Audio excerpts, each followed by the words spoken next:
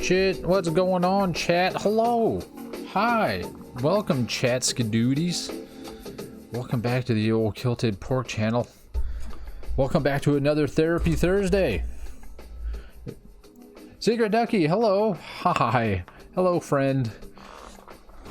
For those of you that are passing through and don't know what the heck Therapy Thursday is, or how a camera focuses properly, yeah, we'll figure it out. Anyway, Therapy Thursday. Oh, Bumpkin. Hello. Welcome. So Therapy Thursday is a thing that my sister and I do here on this channel. Every Thursday we get together at 6:30 p.m. Pacific time, and we basically discuss what's going on in our lives and other mental health topics.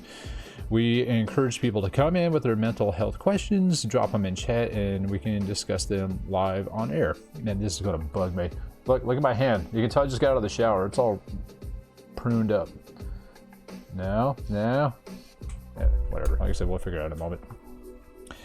So my sister is a licensed therapist, so that's why we have her on here. And yeah, she is basically the knowledge of all of the stuff, and I am just the guy with the computer.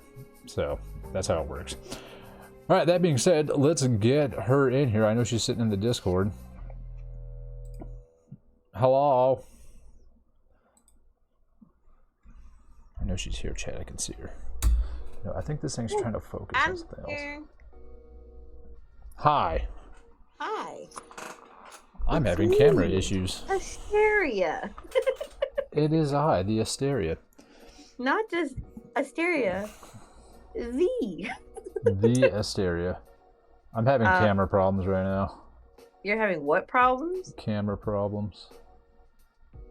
Tell it to focus. That's exactly the problem. It's not focusing. I'm like, focus on me, damn it. I'm hoping it'll figure itself out because it just does not want to do it. Maybe I should hold up something else. Maybe a piece of paper instead of my wrinkly ass hand. Focus. I need to get to like work on doing stuff here. Oh, there it is. Now it's moving. There we go. Yeah. I just need something else besides my stupid hand. It didn't want to focus on my hand. Hey, your hand's not stupid. It is stupid. It doesn't have a brain. It always wants to touch everything. Just because it doesn't have a brain doesn't mean it's stupid. All right, moving on.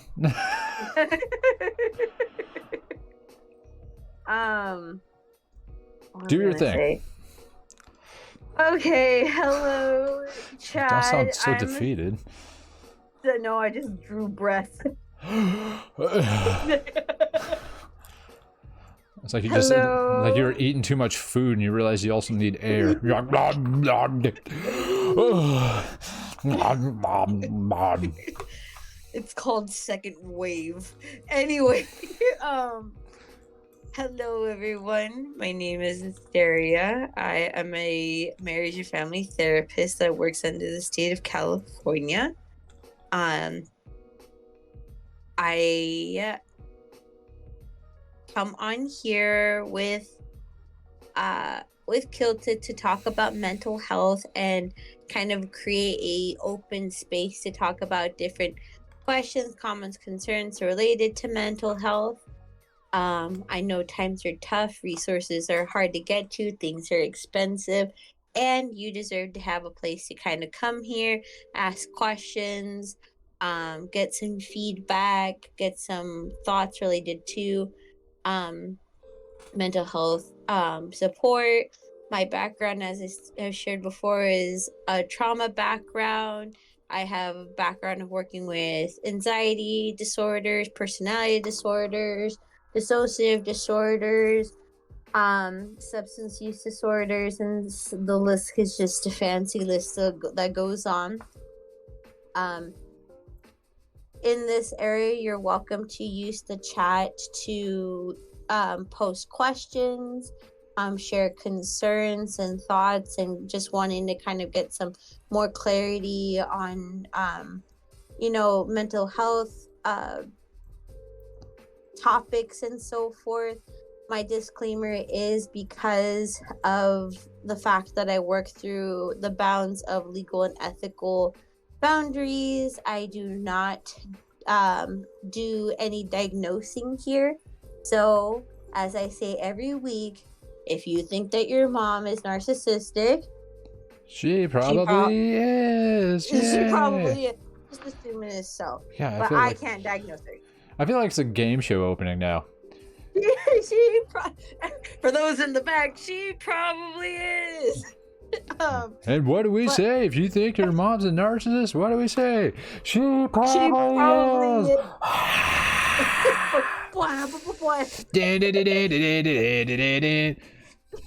God.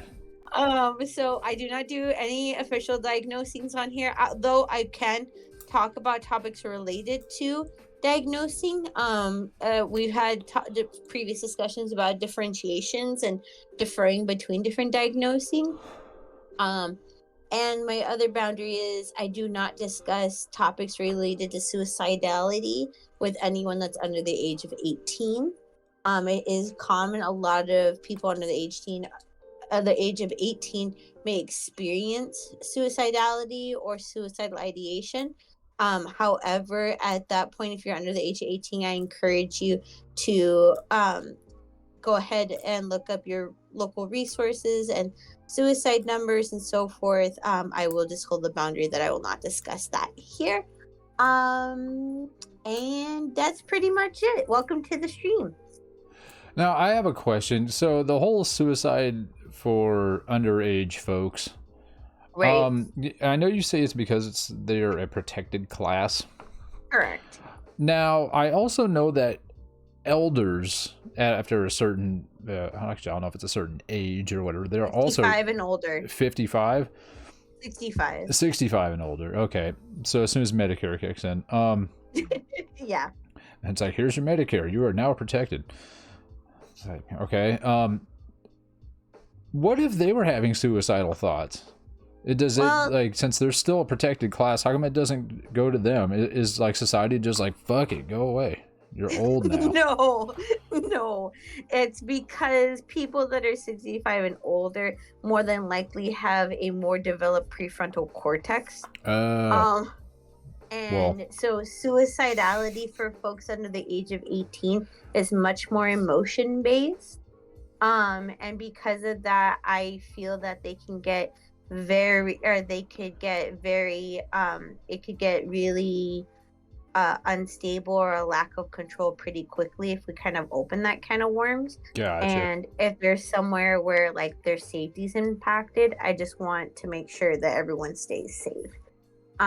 So that's why, not because not the elders, or because my other protected class is also legal dependents,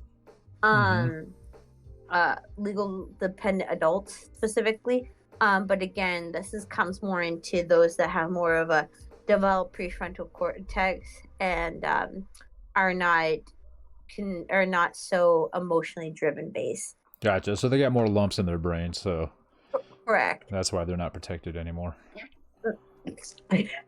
They are protected. I think that they could just manage reaching out to resources and thinking much more A to B. Whereas I can't predict every single adolescent and their choice making, and because I can't do that, it's best just to not even entertain it. Gotcha. So basically, it comes down to, if you want to talk about the big unlife scenario, you have to be able to vote. Yeah, that would be the better. Privileges of adulthood. Yeah. So you can vote, you can buy cigarettes, you can get called in for jury duty, and you get to talk about the big unlife. Grown-ups. The joys. The joys of adulthood. You made it. Welcome. Dear Margaret, or dear God, it's me, Margaret. But anyway, yeah, God, what a book. I don't doubt that you haven't heard of that book, but I still want to check. Have you ever heard, I think it's like a book from like the 70s or 80s that's called Dear God, It's Me, Margaret? No, because you know me, I'm not much of a reader. See this stack, okay. chat? See this stack of books right here? Yeah, I haven't gone through them. They've been sitting there for a few years. I would very much more than likely believe that you would not have read this book, because the whole concept of this book, sorry, I like want to groan at the concept of this book. It is the story about a young adolescent girl who is upset that she hasn't started her period yet, her menstrual cycle. And because of that, it's because everybody is like, because they associated like womanhood in quotes with getting your menstrual cycle. And so and like the whole story is her asking God to have her start her period, and it's like the story ends with her going, God, you're not gonna believe what finally found me. And I was like, fucking piss off. Like honestly, Secret Ducky says that they made a movie about it. Did they really? Yeah. Oh my God. Why? Like, so I have in 2023 even, they claim. This year? This year. Fuck, that flew under the radar. They're like, yeah, we don't need it. Money to make that? Is it because of the writer's strike? I hope that it's the freaking writer's strike, and I hope like the opening over, fucking scene says, you know, freaking was it Dear God, what the hell is it called? Dear God, it's me, Margaret. All right, so Dear God, it's me, Margaret, brought to you and sponsored by freaking Always Stay Free mini pads or whatever. Oh my God, I have to look this up now. Dear God, it's me. Oh, movie. Rotten Tomatoes. It's just like, man. 99% on Rotten Tomatoes. Are you kidding me? So that tells me one person gave it 100 and one person gave it a 1.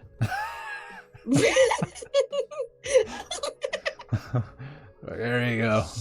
Like, there you go. It came out in April. Oh my God, sorry. I'm just like flabbergasted. And there's like actually a major like actor name. I gotta stop now before I freaking just lose my fucking mind. Like, what the fuck? Anyway, thank you for bringing this to our attention, Secret Ducky. Yes, thank you. Speaking of the movies, I went this past weekend again. And you saw it. It was Howl's Moving Castle, which is my favorite Ghibli movie. Which I have not seen until this past weekend. And guess what? I thought it was great. Anyway, so it was really good. I was really concerned for a second. I was like, dude, don't tell me you hate this thing. The worst part about the movie, my only complaint about the movie is there's this one part right like towards the middle of the movie where a fucking baby starts crying 4 rows behind me. Oh. I wish they would cut that out of the script. You know what? Hayao Miyazaki specifically wrote that in to make sure that you're still staying attentive to the story and the plot. I'm sitting there like, you brought a fucking baby in here. Oh, shoot. Isn't that just ridiculous? And the good news is, though, the next movie is Spirited Away. Yes, which I will not miss. Which is next month, I think on the 21st. I gotta have to double check and put it in my calendar. And then the movie after that is December 8th is when it starts airing. It's The Boy and the Heron. Oh, I want to watch that. That's the new one. The new one. That's when it's going to start playing in theaters. So some movies, so this is not an invite for everyone. I'm inviting only Kilton before I start this. If you ever want to, I have Max and it has all the Ghibli movies. Mm-hmm. I've been wanting to still like go and watch a few, but keep thinking I have seen, but then end up realizing I have not seen. So if you ever want to come by and watch, just let me know. Gotcha. Also, we're rearranging that house again, because we're getting a new couch. So I'm excited. That's gonna happen tomorrow. Nice. Hopefully you find a place to actually put it. Oh, we already kind of like setting it up because we just like I think we just haven't best utilized this space. I think you might have to start building up. And kind of go up from here and kind of put shit on like shelves and shit. That and possibly you can look into these. Maybe I don't know. It depends how much money you got lying around. Go to IKEA. There's basically you guys might have to get like a queen size like bunk bed sort of thing, but you can actually like so you can like put the bed up high so you have furniture underneath. I've seen those. Yeah. I've been thinking about that one. I have a friend that has one, and she's like, "Oh yeah, I totally like vouch and like stand by it." Mm-hmm. I'm thinking that too because, like I said, and I was sharing with you, and I'll bring it into this, and I think this kind of very pertains to not just me, but to a lot of people's situations right now with the times. And everything being ghastly and expensive.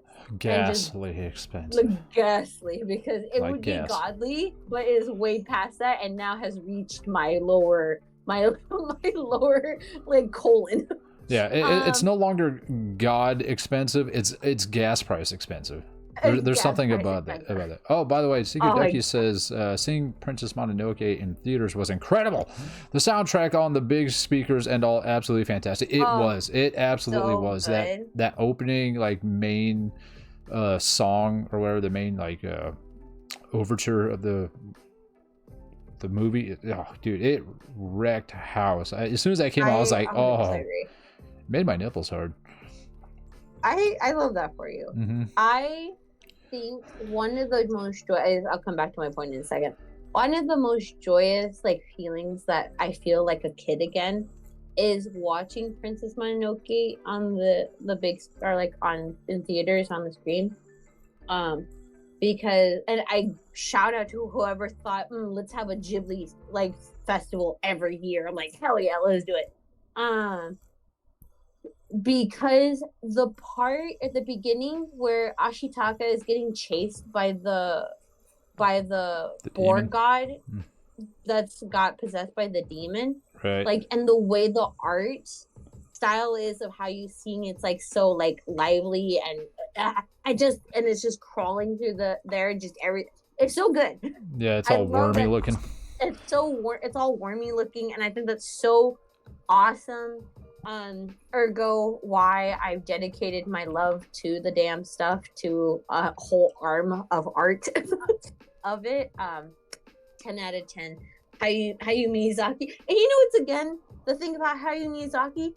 Everyone's just like, oh, he's coming out of retirement to make one more movie. I was like, shh, wait for it. And right when he made the movie, he's like, I'm not done. And I'm like, I knew that. Yeah. We all knew that. I don't know. Like, I'm more worried about his age and health. I mean, you like because he's old and he smokes cigarettes like a chimney. Yeah, exactly. And every time they do these like little documentary things at the end of each movie that just like kind of like show him like working on stuff, and it's like it always looks like he's fucking stressed out. He keeps retiring over and over, says Secret Ducky. Yeah. Yeah, he literally has retired so many times. I'm just waiting. Like, is he really going to fucking do it? But at the same time, it kind of again reminds me of like our great grandmother, because it's like a woman died at 95, and I see people on their health kicks and everything like that, and I was like, and they're like, oh, it's because you got to eat this diet to live this long. I'm like, do you know what my great grandmother ate every day for like ever? Cigarette smoke from somebody else. Well, that's true. It usually landed in a sody pop or one way or another. But it was. I'm not saying a cup. It was a whole fucking thing of coffee. 12 ounces. 12 of coffee. She'd have 12 cups of coffee, oatmeal in the morning, and a banquet meal in the evening, and she'd be in bed, and then she'd be in bed by 8. And the occasional orange peel. The only person I've known that's like, orange peels are delicious. You can have the inside. I'm like, what the fuck? That's Great Depression shit, and it gave me depression watching her do it. Yeah, like, she was like, try this. This is delicious. I'm like, this tastes like fucking burnt ass. This is terrible. I literally, now this is where I'm going to have to call myself out. And I know you're going to judge me too, because everyone and their mom has judged me. Oh yeah, I do that all the time. I judge everybody. I know. But this is just what it is. Our granny is the one that taught me about how to go about oranges. So, for the longest time, and still I occasionally do for the sake of whatever, nostalgia, she would just take oranges and bite directly into them. I might try that. I do that. I bite directly into oranges, and if I don't eat the actual, like, rind of the, or I think that is like the outside of the fucking orange, I like to eat the fucking, like, that, like, the white part of the peels. That's just so good to me. And again, it's that whole, like, I'm so used to it that it doesn't bother me. And it's like it makes my mouth tingly. It does. That's arsenic. No, I'm kidding. So as much as people are like, why would you do that? It's like, look, if you got exposed to that and just or used to it, like, you don't think it's weird or question it. And now I like doing it. Yeah, a lot of people do weird shit and they just don't know it's weird. Because what makes it weird, you know? Well, here's one. Tell me if this is weird or not. So on the Your Mom's House podcast,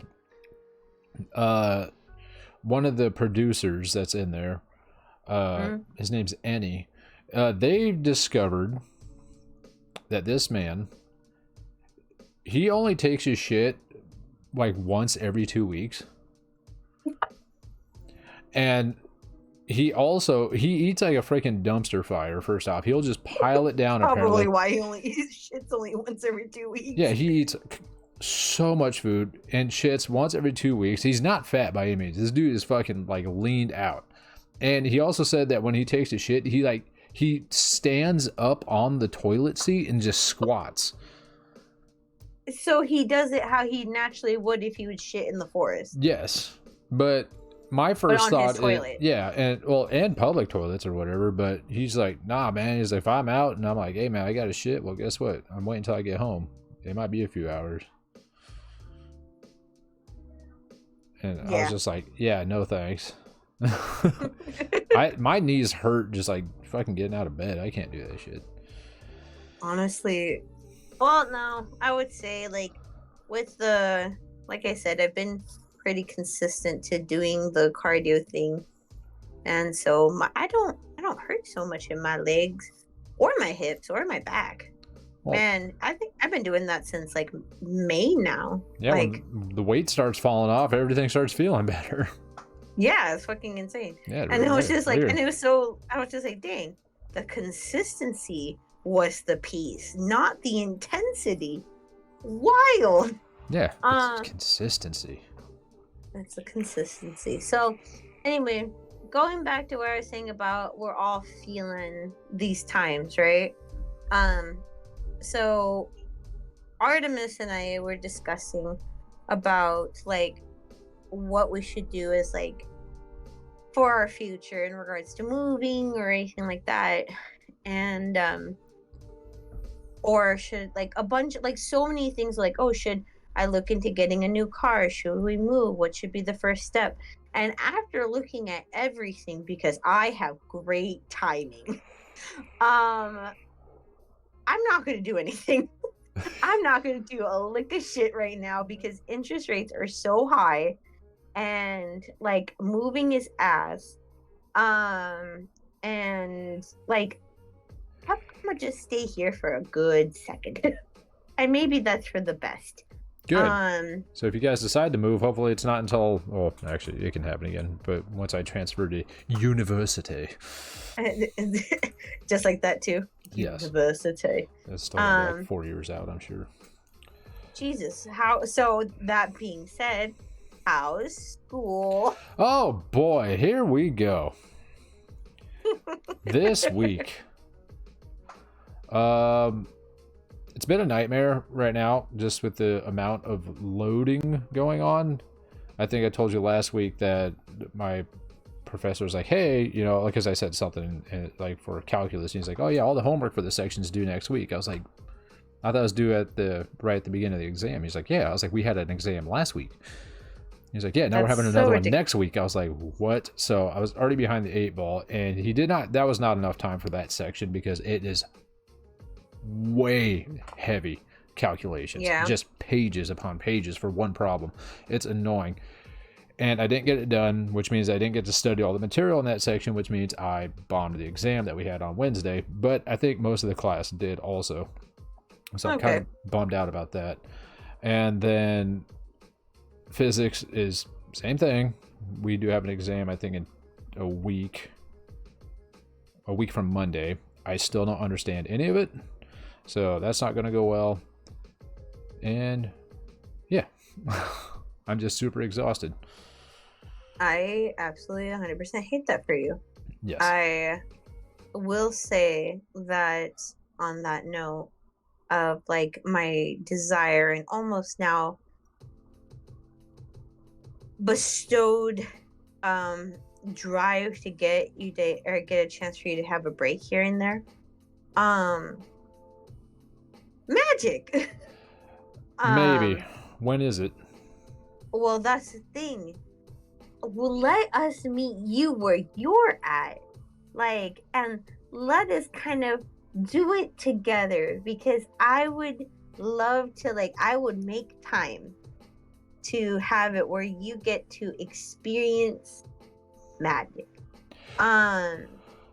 So I think from what it sounds like is that some of the folks that I play Magic with are motivated to have you join Magic World. Well, how many people do you have? I got a little handful. Because they're good. If we were to go to my house, all I have now is my coffee table, because my office here used to have that nice round table in it, my dining table, which is now in the back of my garage. So, because I realized, hey, people don't come over, why do I have a fucking thing that seats a bunch of people? And now it's a desk. So, I mean, people don't mind sitting on the floor. I mean, I could clean, I mean, because I got like, I can, you know, around that table, I have like 3 seats. Round table. No, around the table. Round table. Stop thinking of pizza. So, Wasn't you freaking Roadhouse? I can get like 3 people there, like on the couch and chairs, or couch and chair, and then other people could like sit around. But I just like, I think you can only get like 4 or 5 people on that thing. Well, that's another problem, because it's a one-on-one battle thing, so we would have to take turns. No, multiple people can play. Not on that table. Oh, but nonetheless, in Magic, multiple people can play it, and I don't know if there's a mask. I think there has. No. Well. Oh yeah, there's also teams that you could do too. But anyway, the whole point is, I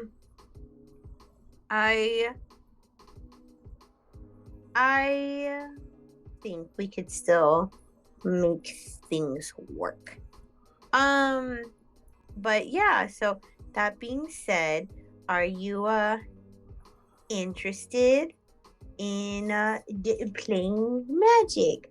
I could try. I mean, I might have time this weekend, because I told myself I need to step away from school. Oh, good. For a day or so.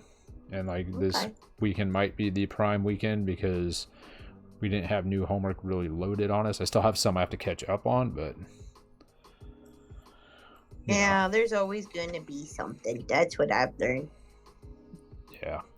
All right. Well, getting past that, let's kind of get into what this whole fucking video stream thing. Anyway, mental health. First of all, is there any questions or comments or concerns in the chat? Chat, do you have any questions? Secret Ducky was saying earlier that they believe, or that Miyazaki is obsessed with work and perfection. His family life is very poor because of it, and he's very obsessive and I can't see him stopping until he dies. Yeah. That's a great segue into talking about perfectionism. Do you want to talk about perfectionism? Not really. Come on. Not right this second. Oh. So, well, I was just going to bring up the thing that's been kind of bothering me the last, I don't know, probably 24 or 48 hours. I kind of got hit with another wave of big lonely again. And is it because you've been consumed by school that it seems to constrict you from engaging in social, connection? And it's also just driving this wedge of depression into your life? Not necessarily, because I have been spending a lot of time in the math center and there's a lot of social stuff going on there. But it's that, like, it especially after yesterday. So yesterday. Yeah, because that was yesterday. God damn, I don't even know what day it is anymore. With the whole exam thing, just shitty day on that, and then I spent like 4 hours on one physics equation and never finished it, even with the help of the freaking tutors. It's just I couldn't get a grasp on what exactly was happening because I'm not really being taught. So like after all that, I came home and I was like, I need a fucking hug from somebody. And I look around and I go, walls don't have arms, so this sucks. Not with that attitude. Yeah. What do you mean not with that attitude? Yeah. Have you tried hugging the wall? Yes, I have, actually. Let's see, Soulfire Delfino is back. Welcome. Dyslexia is like fighting demons living inside books. What? I love that sentence, but I'm not laughing at you. That's just comedy. Hold on, I have to read this again. Dyslexia is like fighting demons living inside books. Yeah, that makes perfect sense to me. Do you feel like you ever win the demons, though? Or is there just more demons? I'm still trying to process that sentence. You know what? I think so. So are they. They said no. Yeah. No, that makes perfect sense. To me. Yeah. I must be tired. I can't piece those two together. That's okay. That's okay. Yes. I love that sentence though. I feel like I want to use that just in public and just throw people off. That's some good shit right there. That is good. I like that. So you got the big lonely. Yes. And I was going to say, unfortunately, it's starting to compile because I think it was you that said it. And it's kind of like, it kind of stuck in my head. It's either you or somebody else. I don't remember. But it was a few months ago. And I think, I'm pretty sure you said it. Because, sounds about right. That whole thing, like, this is really what's like kind of kicking my fucking, not depression, but my loneliness into overdrive on that side of things, like relationship stuff, is, one, I'm already having trouble with it. And then two, that we were talking about having kids. And I was like, nope, that's a big negative. Don't need that. And then it was what the statement that got in my head from whomever They said it might not be that you don't want to have kids. You've just never found anybody that you see as reliable to have kids with. And I was like, yes, that was me. and I was like, God damn it. I'm like, that is probably the case. Oh, And man. now it's like, shit, what if I do want to have kids? Because now the guy I go to the gym with, he's had 2 more kids. I told you about that. He gave birth to twins. Oh, good for him. Yeah, I know. He just peed them right out. Hey, it's 2023. I'm not surprised about anything anymore. Yeah, no, babies come out of the butt. I knew it. Butt baby.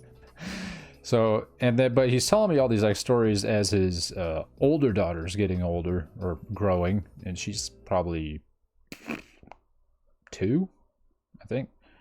And unfortunately, now they're actually starting to make me laugh because like just the dumb shit that kids do that you don't get to see. And he's like explaining them to me. I was like, oh man, this is funny. Like I think I told you this story that he got attacked by a goose earlier this year because his daughter's like, oh look, a goose, and so they're down by the water.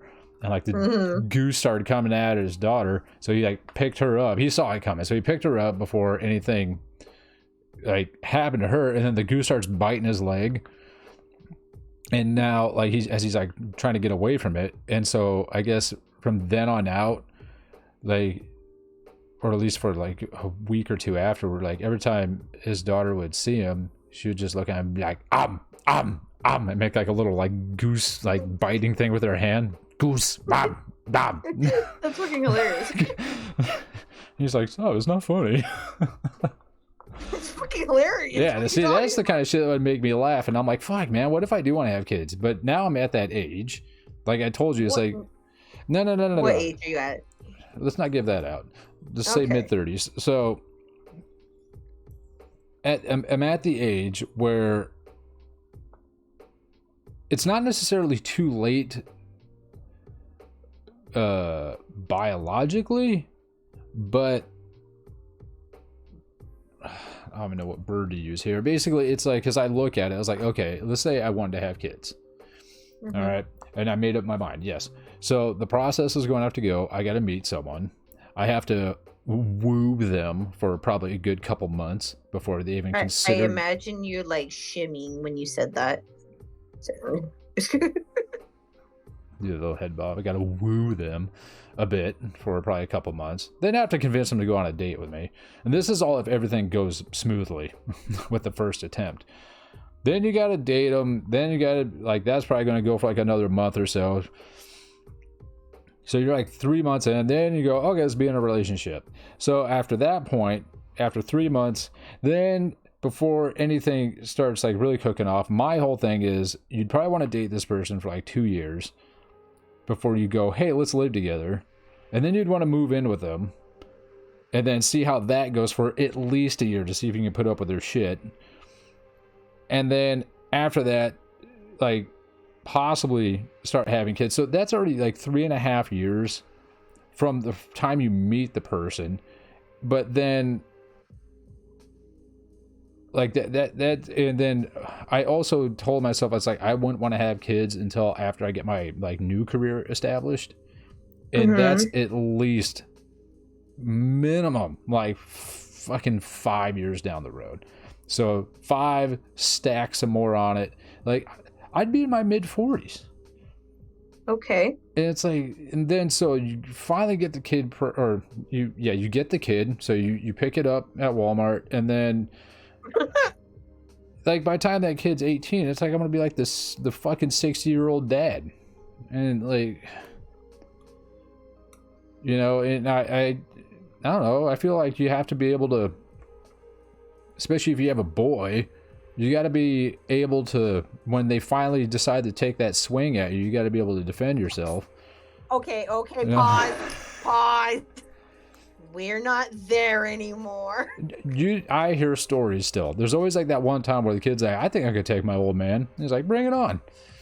You still have to, this usually around 16. They actually take on their old man. I've heard stories. You know what? Now I want to like actually hear from like how many people are out here ready to fucking fight their like Who's out here ready to fight their? Well, wait, it's hold not on. that they're gonna. It was me. Yeah, it's not they're gonna fight their kids. It's more like you just gotta hold them off until they get tired and show that they can't beat you. So. Except that's, you know what? I think maybe that's why I have too much of a complex towards myself sometimes, because I won intellectually. That's easy. And emotionally, and I haven't had a rematch. Yeah. But anyway, the whole point is I hear you and all that, but it's like I have exposure to too many folks who ended up having kids in such a plethora of situations and dynamics that I feel like even if you decided to have kids now, I still don't think it's too late. Like my aunt had twins, I think at like 42, I think that's the age, and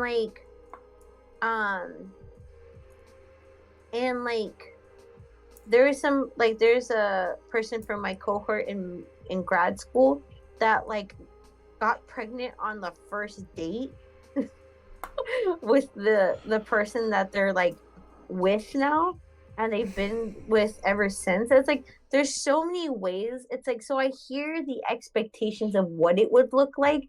However, how it's gonna end up is so, I feel, unpredictable.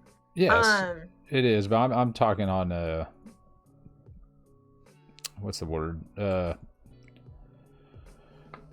Theoretical. Fucking A, my brain's still in like fucking school mode. Like, you know, Yeah. when you calculate something theoretically, it's like this is supposed to be a result, but then the experimentation can go differently. So my theoretical yield is supposed to go like this. That's what I'm basing everything off of. That was a weird way to put that.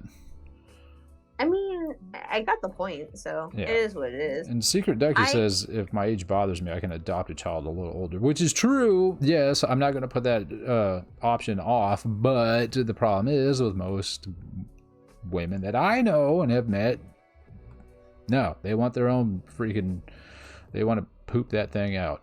So I don't always agree. Like, so I the ones know I've many met. people. Well, yeah, but the ones that you met. Anyway, I'm gonna stop there. I think, like, again, there's like such an array of like a partner in raising child, right? It's like some people do want to adopt. I've been saying I've been wanting to adopt since I was young, right? Because again, you and I had different outlooks at like not in the rigidness of our like traumas.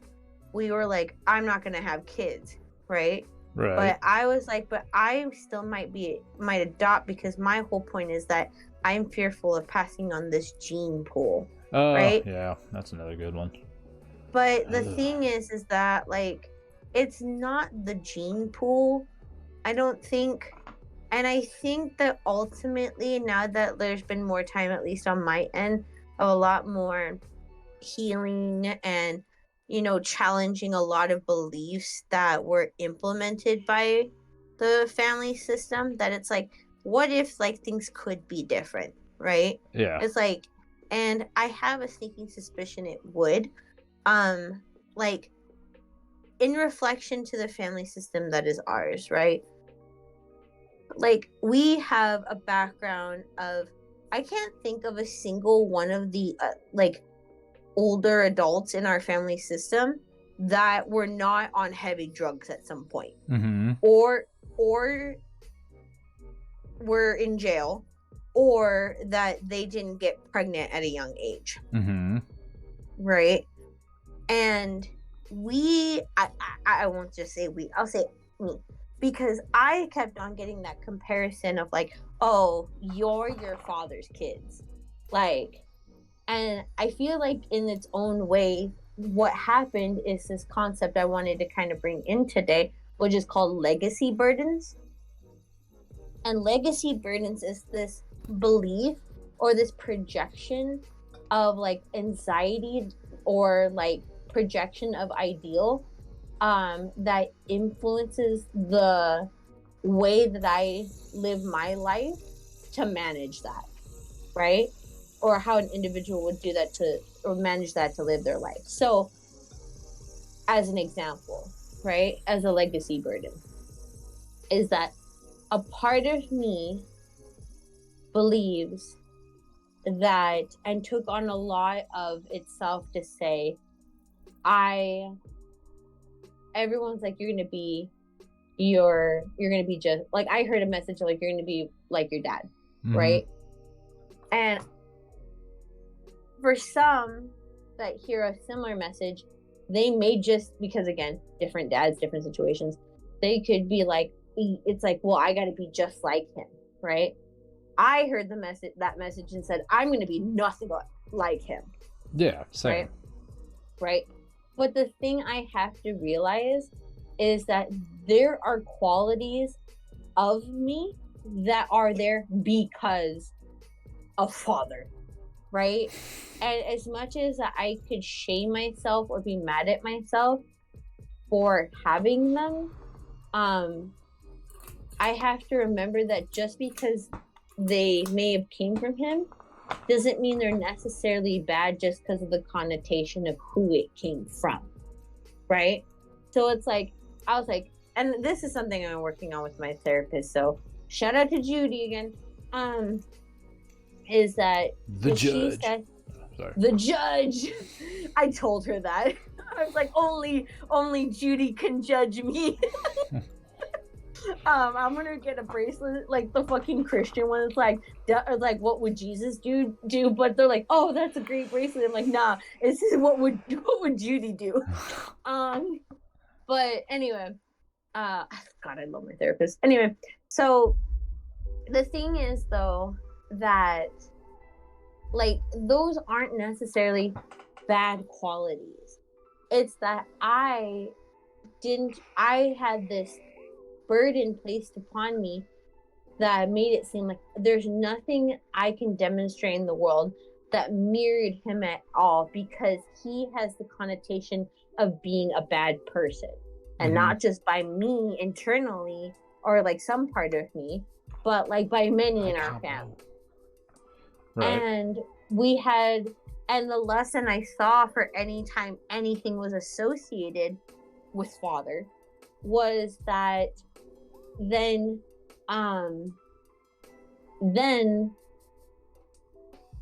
people would then like isolate or ostracize, like they would kind of keep people and like step away or like no longer offer like that attachment to them if they did, because no one wanted to be around him because he was a tornado, right? Yes.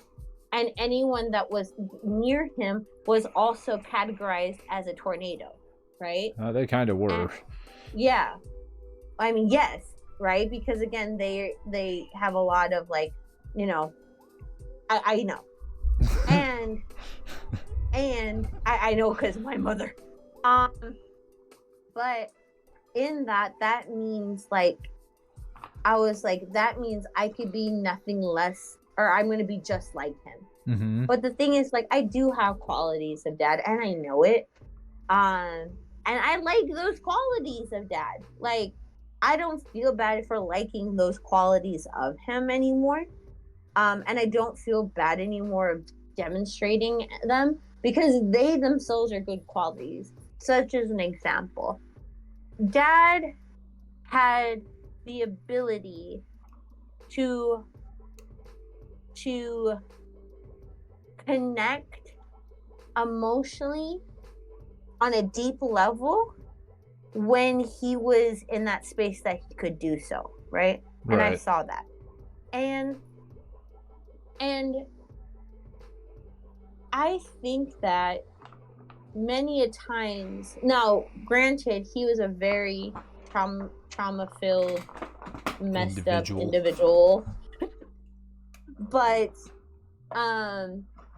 just because he couldn't possess those skills in an adaptive, healthy way doesn't mean I can't. Right.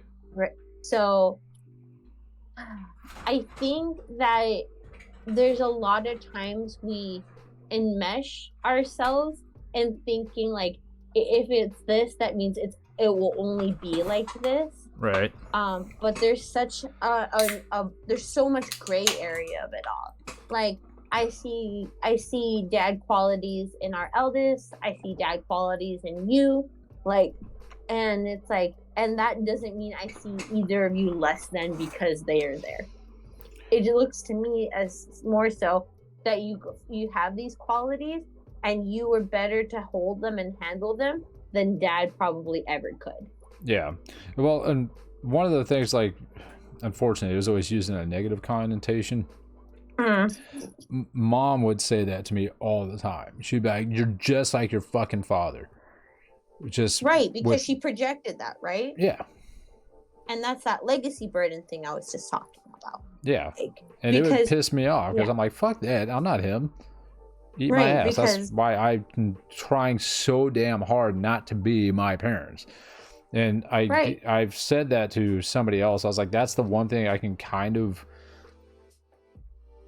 look at my parents. And, you know, some people are like, oh, I just want to be like my dad. And like, I love my dad because I learned so much from him. I'm like, what I got from my dad and my mom is like, fuck that. They're an example of what not to be.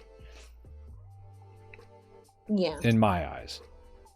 Sure. And that could be a good guidance, but it doesn't mean it has to be the road, you know, or the map, right? It could just be like a good guide, or kind of like, instead of it being the whole journey, it can be like, hey, here's a little tidbit about your journey. Don't forget that because it'll benefit your journey, rather it being the whole fucking journey, if that makes sense. Right.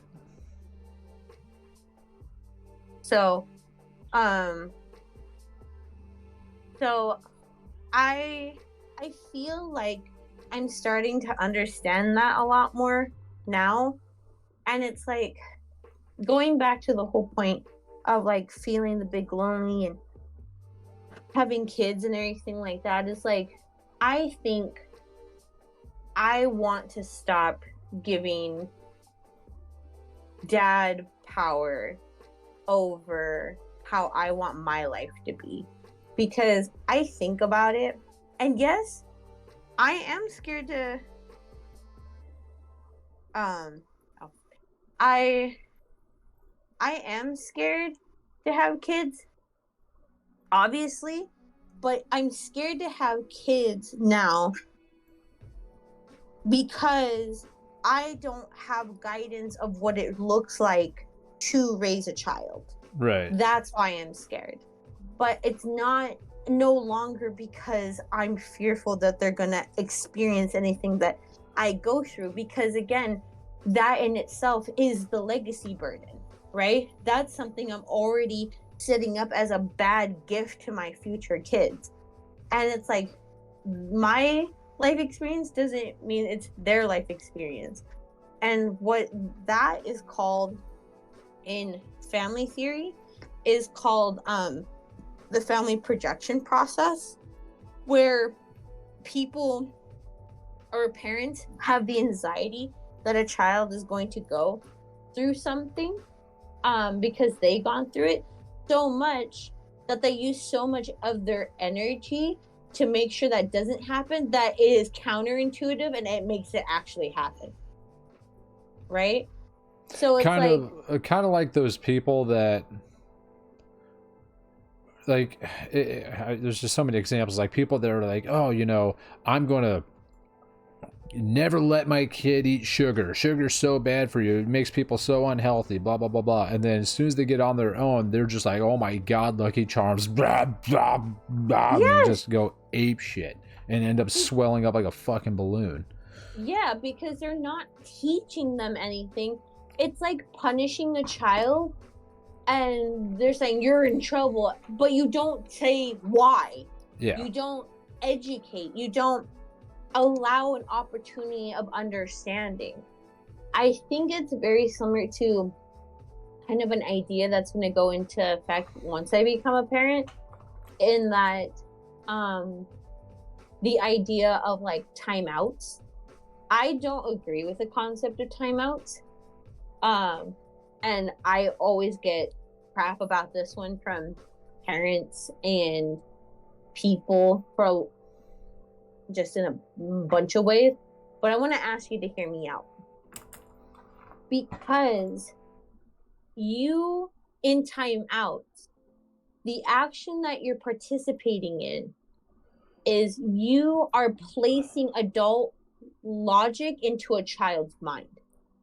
You are saying you should have known better. Think about what you've done. A child does not possess that part and region of their brain to do that. Okay? So the child doesn't learn, oh, this is a great constructive opportunity for me. The child was authentically responding to the world because they're a fucking kid. And then someone says, I'm going to take attachment away from you without understanding, without clarity. And I'm going to give you the silent treatment. I'm not going to look you in the eyes when you do this. And all of that is life-threatening to a child because children rely on parental guidance for survival. They're small, they're scared, they need help.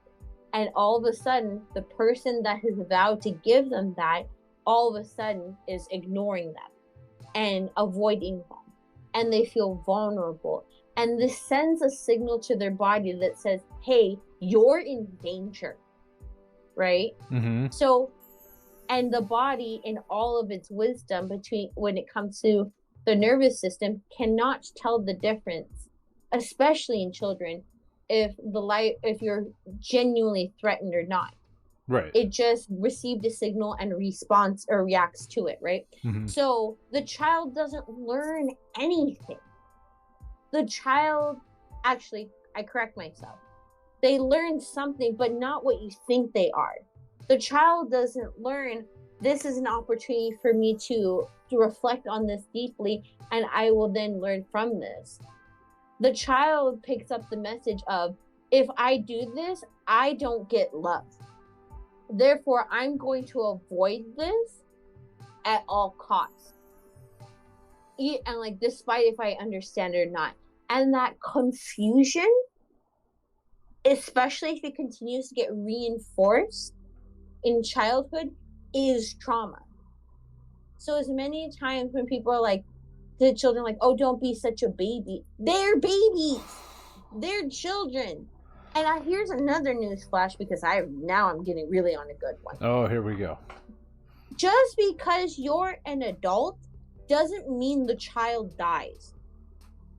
Your body got older. I was confused for a second. Your body got bigger, right? Yeah. And grew and stretched. The child didn't die. It just adapted. And so how do we know this? Is that what we identify as an example, what we identify as people being Karens, right? The social thing about people being Karens, which I understand. I don't agree and I don't justify their behavior. But what about the possibility of these are folks that are having tantrums because they did not receive guidance and structure related to their behavior? I think instead I would have time ins with my child. I would have it where I would sit there kind of to like be with the child and kind of like have them have their emotional experiences and sit there and talk it over with them. They don't necessarily need to understand it just then, but if you start to create familiarity and repetition of the message, that I think is going to go a long way of creating stronger structure and understanding in the child. Right. I do not agree. And many a times, once again, I've heard this, and I know that we've talked about it on here as well. I whoever's in the chat, I'm going to tell you this. I'm not welcoming this for you to rebuttal. You're not going to change my mind. I'm going to hold to the rigidity on this one. There is no justification that you can give me in all the research that I have done and studying I've done related to child wellness and growth that shows that corporal punishment or like hitting your child has positive effects. Corporal or corporate punishments. Don't take away their college fund. That's a corporate punishment. Yeah, don't do that. Suffer like the rest of us. But it's that putting your hands on a child, make it make sense. Many times when people are like, oh, because it gives them structure, blah, blah, blah, and all these things, and like it helps them learn a lesson. What lesson do you think they're receiving from a big person putting hands on them? Watch out for big people. Avoid people. Avoid making mistakes. Engage in perfectionism to avoid being hurt. Engage in alcoholism to manage the perfectionism. We can keep going. So that is my spiel about parenthood. Cool beans. Now, I was going to ask, but now, what if you have a person who's an adult, but still has like childish, like temper tantrums and stuff? So, then what I mean is, we have this lady that comes. My clients? Yes. But because I'm not trying to figure out how to handle a situation. Well, I might have to handle a situation if it gets out of hand, because I don't know. I just don't know what else to do. There's this person that goes into the math center, and at first I thought they were a DRC student, which it turns out I found out they are not. But they come in and they get special treatment for whatever reason. I don't know. I don't have all the information. But they get special one-on-one tutoring, which is not really supposed to be a thing. But like I said, they have some deal set up, whatever. And they come in, and if that tutor is not 100% ready to go at that very moment, right when they walk in the door, they start yelling and like fucking pounding shit and like this and that. And it's like they don't know what to do. They're like, this is a disturbance to everybody else. People are like feeling threatened, yada, yada, yada, yada. It's like, what would you like? What? I don't know how to handle that if it was like an adult. I mean, with a kid, you can just like kind of pick them up and take them out of the building, but I mean, you could do that too, but I don't think they'd appreciate it so much. Yeah, there'd probably be a lawsuit. Yeah, maybe. But what I do, genuinely very similar to a child, very similar to some of my clients, I'm going to be honest with you, is I don't give it attention. Because, and many people are like, but they're going to be annoying. It's like, yeah, they are. And here's the big kicker. They're going to be annoying either way. Ignore them or don't, right? But what happens when you give them the attention that they have internally programmed that they will eventually receive if they don't get it initially or when they up the ante, is that you are enabling the behavior at that point. Because you are adopting the discomfort that they're trying to give to you. And doesn't mean it can't be annoying, doesn't mean it can't be uncomfortable, but you're now managing it for them. So it's very similar to the concept of when it comes to reinforcement, right? The whole Pavlov stuff, right? Because when it comes to like the whole Pavlov thing about like about reinforcement, Right. is that it's broken down into classic conditioning into not just positive reinforcement but also negative reinforcement, and then there's also positive punishment and negative punishment. So if I talk about positive negative reinforcement and then positive and negative punishment, what do you think are the differences from between them? Well, negative punishment, I think, would be like yelling at them or whatever, losing your temper. Positive punishment. I don't know, because punishment, my word, is always associated with a negative. So I don't know. That's in my brain. That's a contradiction. Right. I get it. It's may I say yes, right? Uh-huh. So instead of saying positive negative as good or bad, you see it as adding to or taking away from, right? So in positive reinforcement, you are adding stimulus to an environment to increase the frequency of a behavior. So if you want something to get done, you give incentive, right? I will give you $1 if you do your chores. Yeah, right? paycheck.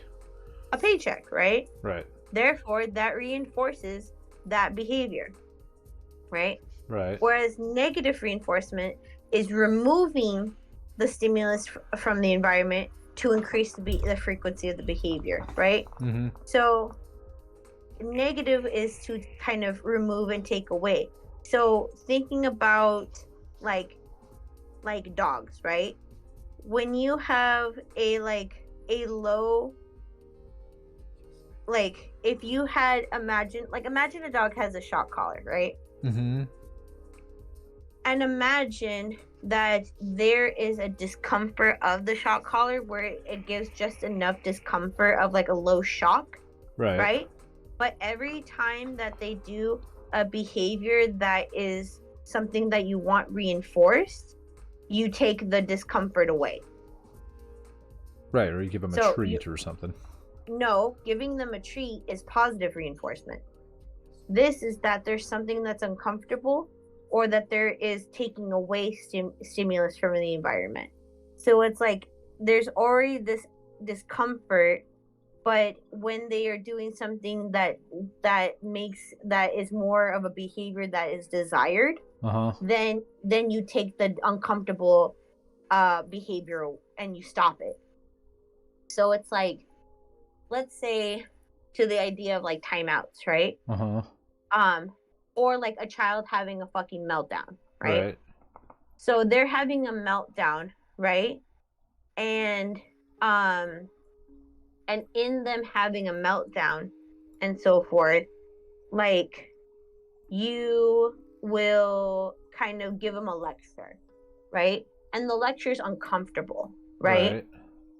But when they start in that lecture, start doing what they need to be doing, then you stop lecturing them. Then that's negative reinforcement.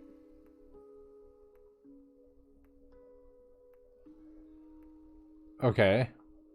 I'm gonna keep going. Then there's positive punishment. So very similar to positive reinforcement, it's where you're adding something to, so that you decrease the frequency of a behavior.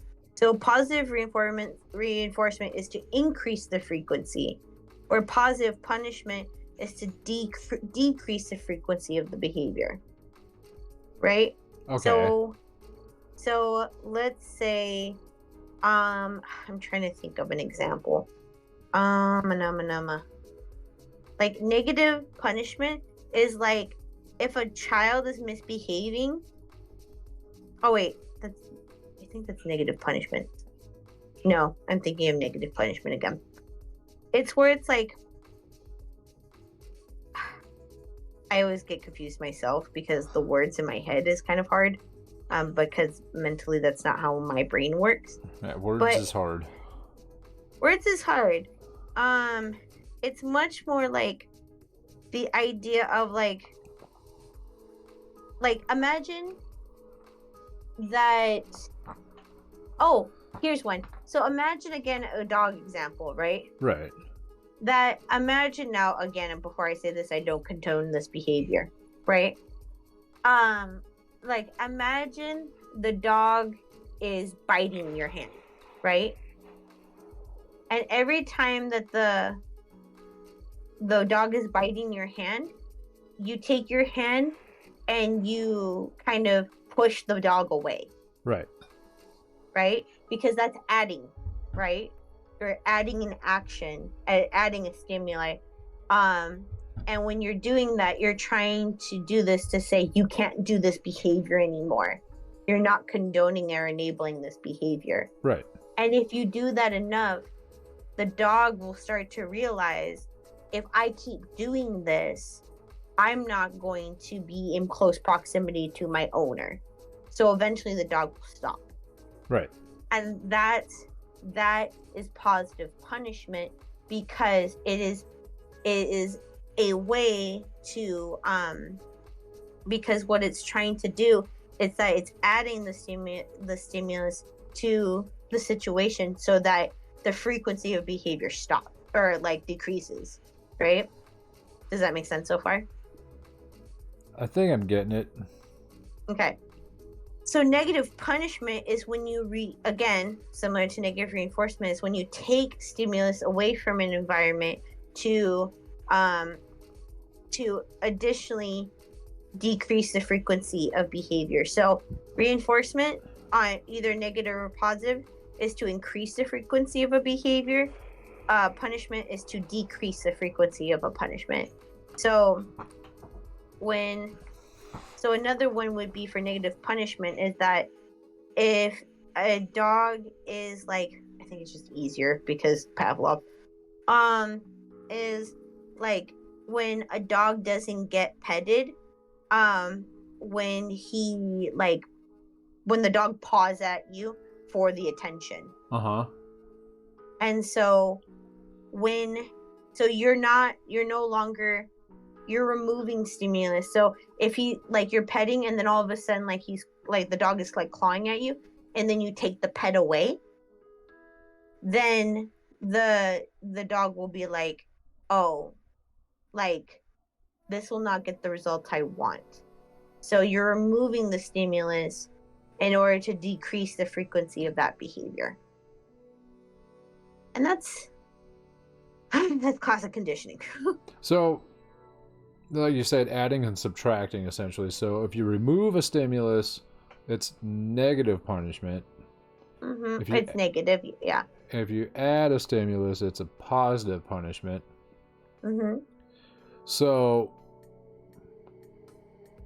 I'm going to go back to the scenario with this person. If they were working there or something. So a negative punishment for their actions would be just to ignore them.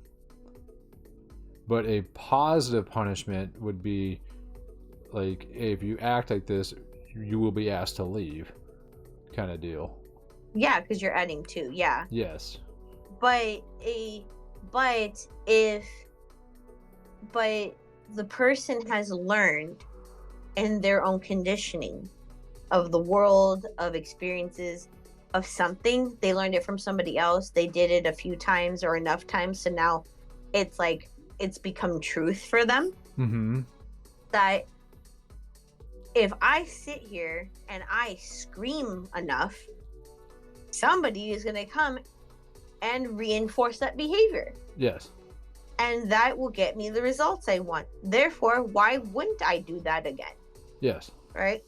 This is very similar in other extremes of behavior of I'm trying to think of much more extremes because that's just easier to keep in mind. So it's in my line of work, I have a lot of folks that, if not themselves, at one point they've been exposed to folks in their life that threatened to end their life if somebody leaves them, right? which is a very classic borderline trait, Oh, if right? you break up with me, I'll kill myself. Yes, if Okay, you break up with me, I'll kill myself, right? gotcha. Many times I've had to tell clients, and they have said, but what if they really do this, right? What if they really kill me or they kill themselves? First of all, what another person does with their life is their autonomy. Okay? What they're doing is a control tactic. Okay? So they've learned to use the fear base that is supported by the threat of killing oneself to reinforce the message of either getting the attachment that they are very fearful of losing, or that they have learned in order to remain safe through community that they have to participate in this action, and therefore they've had a history of it being reinforced enough. And so many times I had clients that I've had clients straight up said, if you stop working with me, I'll kill myself. You would you just shoulders to ears and be like, okay, see ya. I usually say, like, do you truly mean what you just said? And they say yes. And then I call the non-emergency line, and have a police officer and a social worker come and assess them, and then take them to the psychiatric ward. Because Fucking burn. and many people are like, that's an extreme. I'm like, no, I do not agree. I think that threat was very serious. And the thing is that this person has desensitized themselves to the intensity of what they're saying, to which they may up the ante, and just in the name of that they thought was just enough just to get a little attention, they can die and Right. accidentally kill themselves because they pushed it too far. Right. I've had a client do that before. And so that's safety. That's my job. My job is safety, number one. Like, it may destroy my rapport with them and so forth, but my job is safety, right? So I'm not here to be liked. I'm here to make sure you make it the best you can, right? To the best of my power. So those folks that have those partners in their life, or a person or a friend or a family member, or that narcissistic mom we were talking about, if they use the tactic of, or some manipulative game of, if you do this, I'm going to kill myself, I encourage you to call your non-emergency line.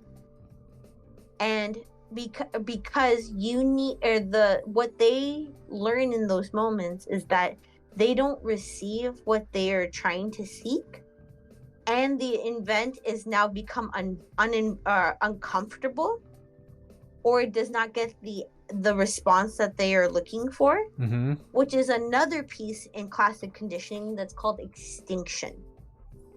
Extinction is when you do not receive the consistency and the correlation of stimuli to behavior, that it no longer holds the strength anymore, and it loses its power. This is very similar to people who speak really negative about themselves.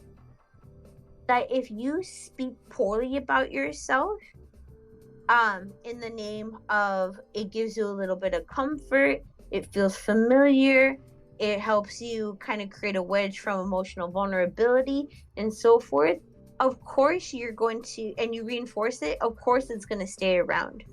But when you no longer pair it, or you no longer engage in the behavior at all, it eventually loses its power, and commonly pretty quickly.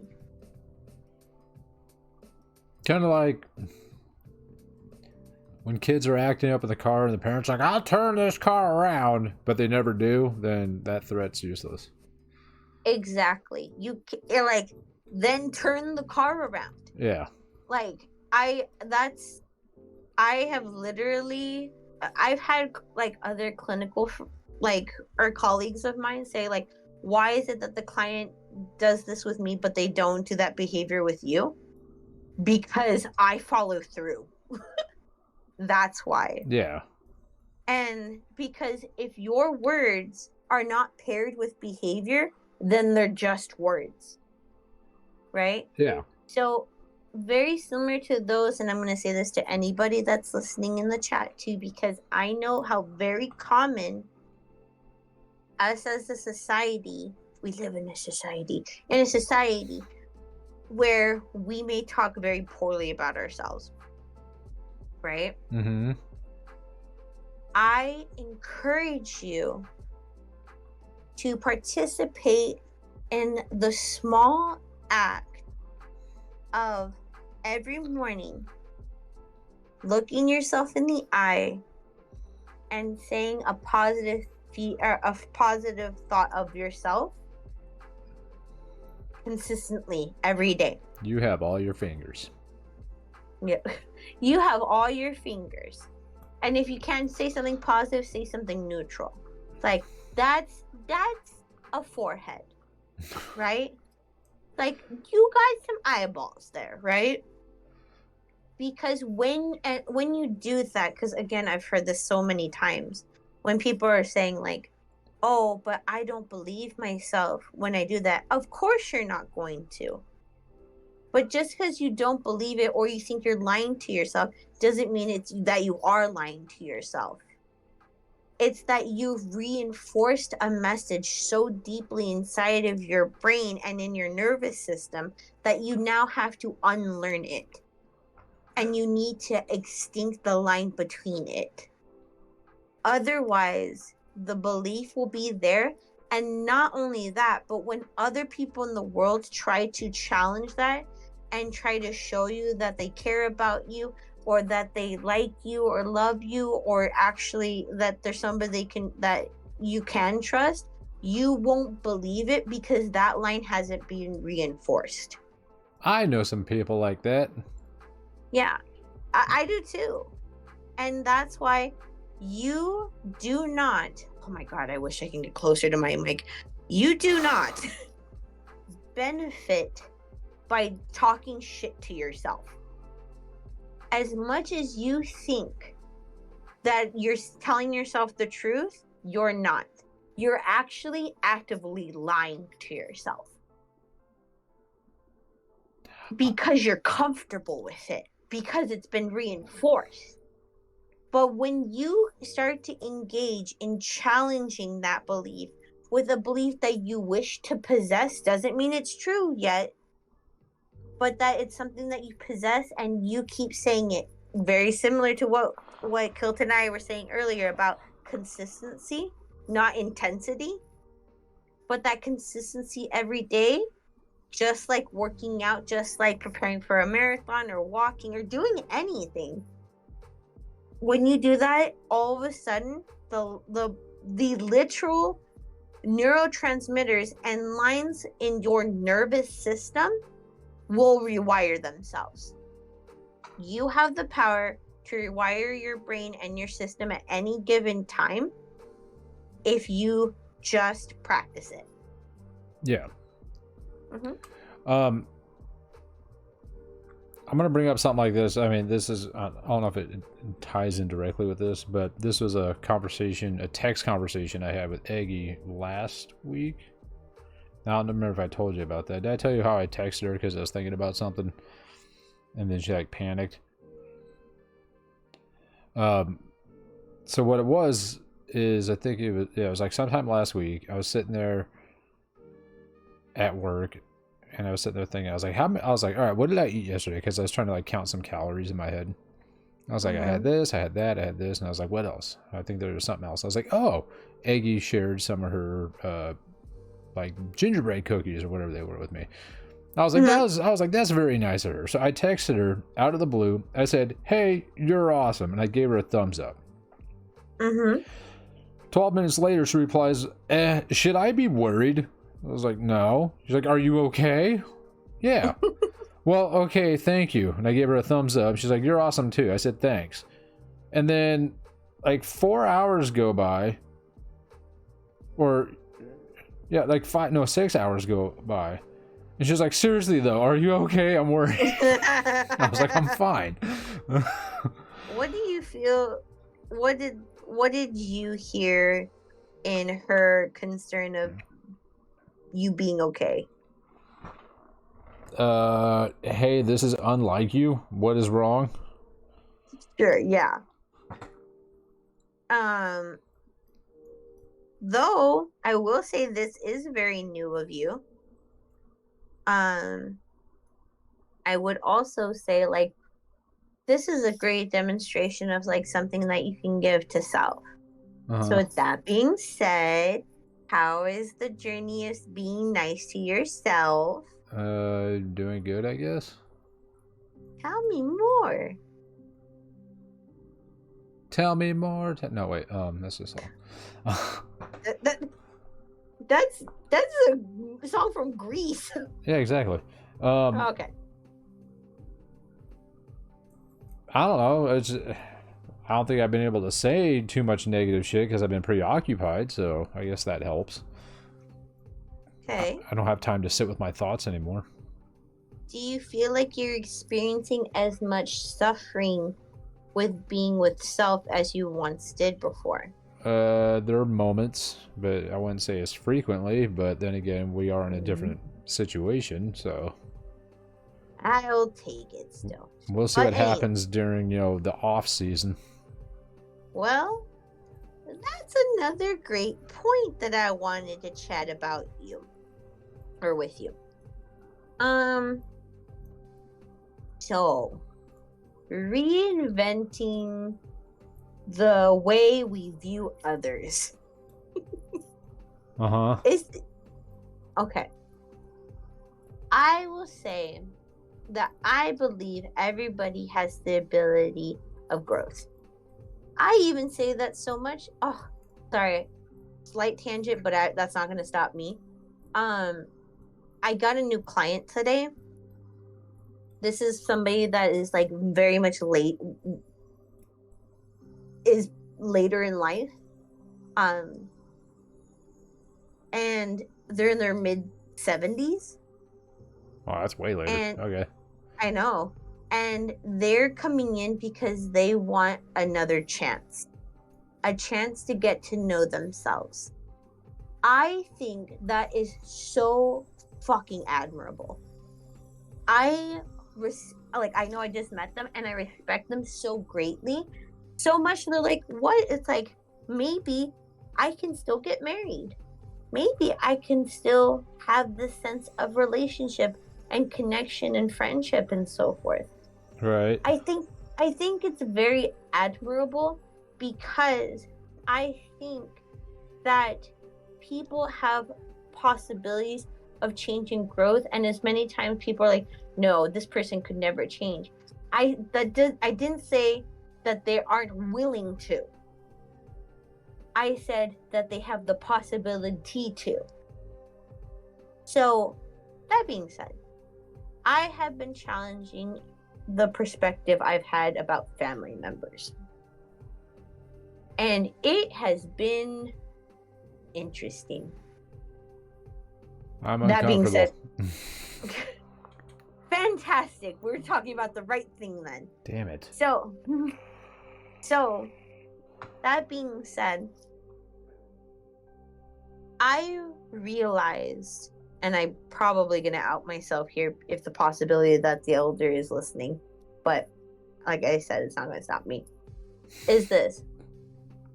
I had a lot of fear of the way that our eldest sibling viewed me.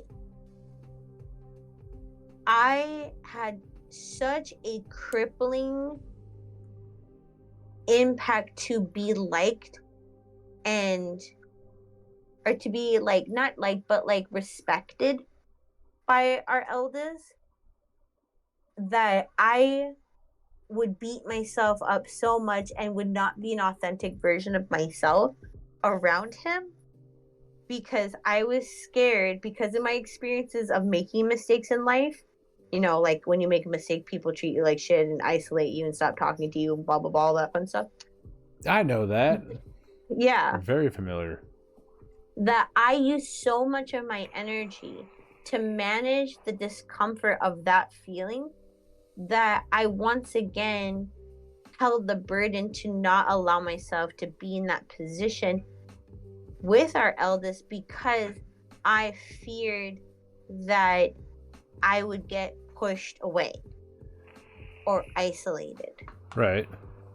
And this definitely was reinforced by multiple occurrences of times when I was being a teenager, or I was being just a kid that from a fucked up situation, where all of a sudden the eldest didn't talk to me for long periods of time.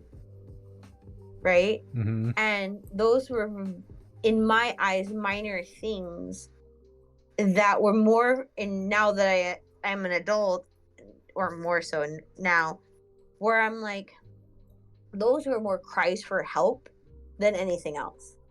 Right? Mm-hmm. And I realized I internalized that and would then shape a lot of my behaviors so that I would be liked for how I thought he would like me, rather than being authentically myself and him liking me for that, or respecting me for that. So that was a lot of my energy for a long time. And until the appearance of Artemis,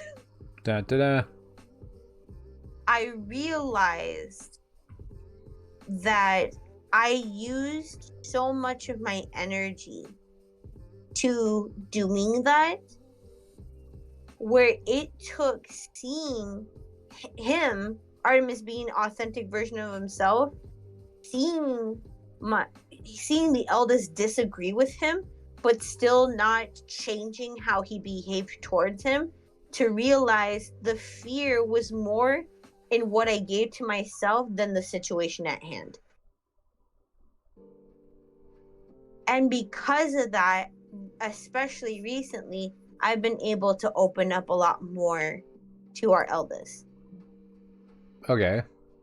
And I realized how much I allowed my fear to dictate how close I would let him get to me, because I was scared, and I valued the attachment I had with him versus the authenticity I had with myself, and gave the opportunity that he could authentically have a connection with me versus the projection of an idea of me. Right? Right. So I say this because, first of all, I'm uncomfortable all the fucking time now. All this growth is giving me gas. Anyway, I got tummy problems and I'm being real brave about it. But I say this because I want to hear your thoughts on it, not only as somebody I respect, but also someone who's also my sibling. Do you feel that there's examples in your life?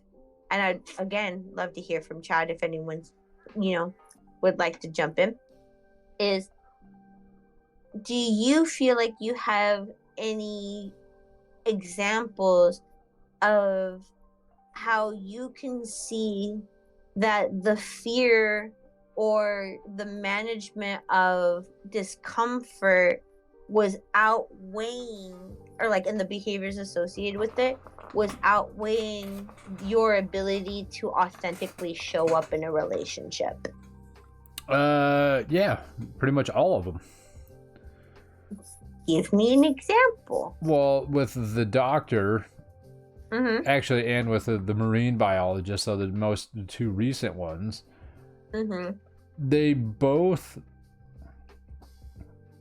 like, I'd open up and would be myself from time to time, and it always got negative feedback.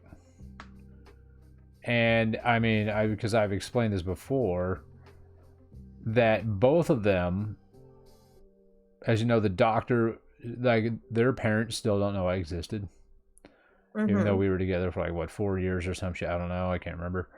Mm-hmm. And with both of them, I remember scenarios that they still kind of piss me off thinking about it. Well, it more hurt my feelings. Yeah. Oh, that's a Is great reframe. Yeah, is we would be around, we would run into somebody that they knew, Mm-hmm. coworker, friends, whatever, and they would make physical distance between myself and them.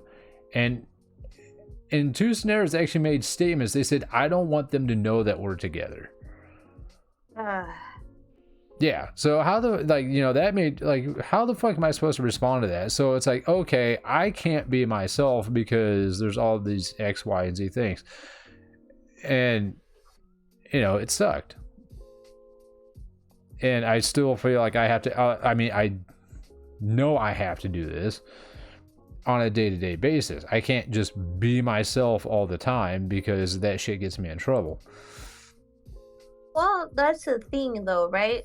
Like, there's this other concept, because we're just breaking out all the concepts today, is the concept of masking, right? And masking being how the degree to which we adjust to our environment to manage our sense of safety, our drive to complete goals, and so forth, right? Mm-hmm. Like, it's something that we naturally do. For instance, could I authentically be myself at my job? Well, I kind of really, but not fully, because I'm not there to make friends or, like, and anything like that. I have to hold a boundary of, like, I am their clinician, I'm a therapist, like, Right. we're not friends and stuff like that. I have to present a certain way. I can't joke about certain things. I gotta, do these kind of things, right? And I think there's a difference about and there's a distinct line between how you want to authentically show up and the extremes of how you show up. Because I feel like many times people feel like they have to go to the extreme of presenting the way that they feel like they have to in certain environments, Mm-hmm. rather than experimenting with how far they can be themselves and still meet the goals of the role. Yeah. For instance, I'm still working on this. I always try to give a preface to say, like, to try to not toot my own horn, but my therapist told me to stop doing that. So I'm not going to do that because Judy told me to. That because, again, it's me managing discomfort rather than what's truly going on. I am going to toot my own horn. Choo choo. I am the little engine that could. And in that, I know I am a good clinician. I have confidence in my abilities to be a clinician. It doesn't mean that I know everything, because no clinician will know everything, and I hope that they don't. I Right. wish that, and I encourage clinicians, so if anyone that is a clinician is listening, is that I hope that you get to focus on some solid things that you care about wholeheartedly, rather than just keep breaking yourself off into a billion things, because then you're not, like, concentrating and fall in love into one thing. Anyway, my goal as a clinician is to show up authentically as best as I can, and a professionally authentic, I like to call it. And I do so by showing up and trying to be real and not sounding like I'm speaking from a fucking textbook, right? Yes, because And that shit doesn't work. it doesn't work. And I've had to share clients with therapists who speak like they're talking from a textbook. And the clients will then come to me, or they'll report to others, or they'll have a desire to change their other therapist, or they'll praise me to the other therapist. And the therapist is like, what are you doing that's different than what I'm doing? Why are you so great? And I understand what they're trying to attempt to do. They're trying to manage the discomfort that they have with the self and managing their own relationship with their own skills. Mm-hmm. But the reason why I feel I do this is because I show up and I feel confident in what I'm talking about. That Right. doesn't mean I'm not wrong, though. I tell my clients all the time, I'll say it to you, I'll say it to everyone, I love being wrong. I actually love being wrong because that means I have more opportunity to learn. And that's awesome to me because I value growth. I value education. I value connection and understanding and empathy and worldliness and stuff like that, right? Mm-hmm. So I say all of this because the masking that we do sometimes can go to an extreme because we're trying to manage the discomfort of people seeing us for our true selves and using that against us. Yes, exactly. The thing is, though, people can only hurt you with as much power as they're given. And that's why I always encourage to challenge the redirection of your masking. There's healthy levels of masking. In order to get a job done, there can be an overuse of energy to keep the world out. And understanding the lines between the two, I think, is very effective to managing internal suffering. What are your thoughts? Well, the doctor was like that. Always had to put on a face. She, even to this day, she says, I don't want to do that, because, I have, like, I'm a doctor. I have to be professional. Even, like, on her own time. She's like, oh, that's not, I shouldn't laugh at that. It's like, why? If it's fucking funny, laugh at it. Mm-hmm. And the whole masking thing, that one's tough, like at school and whatnot, when I'm around other students. Like it's more to a point where I don't care as much, because I'm pretty much a fucking adult amongst kids, so I'm just like, I don't give a shit. Like, eat my ass, like I'm gonna be me. And looking back on it, how I have the crush on that one person. And I think the reason that happened was because I was my authentic self, and they showed positive responses to it. And I noticed that. Wait, sorry, can you say that one more time? My brain didn't conceptualize what you just said. So the girl I have a crush on. Correct. The reason I have a crush on her, from what I've been able to piece together, is because even though I'm 99.999% sure it's not going to go anywhere, but I was my authentic self around that person, and it was met with positive response. Oh, okay. So that's where I was like, oh, I'm being me and getting positive reinforcement out of this. And I latched onto it. And then, yeah, that's also kind of becoming my downfall with that scenario. So, because I know nothing's going to happen. But I looked back and I was like, this is why. And, I was myself and I didn't get pushed away. Yeah, so you got exposed to the environment or to the example of you could be your authentic self, and you got to feel what that's like. Yes. Right? And that's the thing a lot about people as a whole. Mm-hmm. People are constantly seeking, their systems are constantly seeking an environment to which they can be truly themselves. Because that is the inner child work. It's the kid that says, love me for just who I am. Yes. Right? And you can't, well, you could, but I don't blame anyone for doing that. And in the retrospect of trauma, I feel sometimes set some folks up for the possibility of exposure to pain. Because this is where I'm actually going to bring narcissism into it. So huzzah, today is actually the day where I'm not joking about it.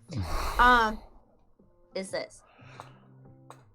I believe that many times, first of all, it's fine to want to find people to love you and care about you for who you are. Mm-hmm. And if anyone's trying to tell you otherwise, they're trying to sell you something.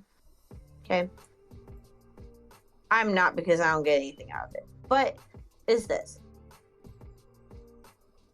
The thing about narcissism and folks that may be living with related personality diagnoses and traits, not all, but a possibility, is that they may have picked up in their own attachment strategies to appear as if that is appealing and reinforce that that is something that they love and care about.